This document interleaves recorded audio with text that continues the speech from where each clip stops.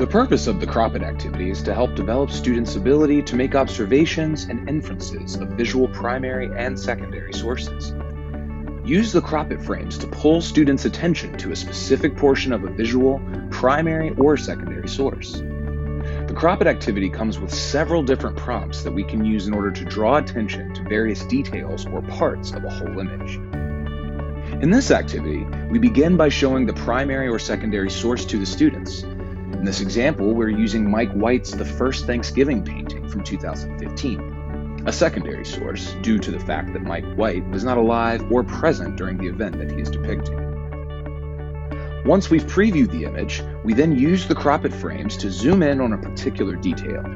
Maybe it's a specific detail we want our students to focus on. Then, based on the prompts, students discuss their observations and inferences. For instance, I may crop the image to something in the source that catches my eye. Here, I crop the image to this section. What's interesting about this part of the painting? Well, for one, we see an English woman serving an indigenous man who is sitting down. What does this tell us about gender expectations at this time? What does this tell us about the relationship between the indigenous peoples and the English? How were the two groups able to communicate with one another?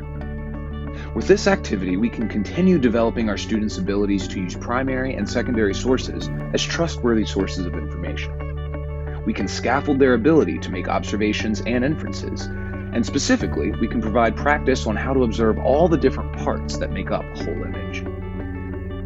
The CropIt activity can be used as a shared document where the teacher assigns a slide to a student or group of students. It can also be trimmed down and assigned as an individual activity.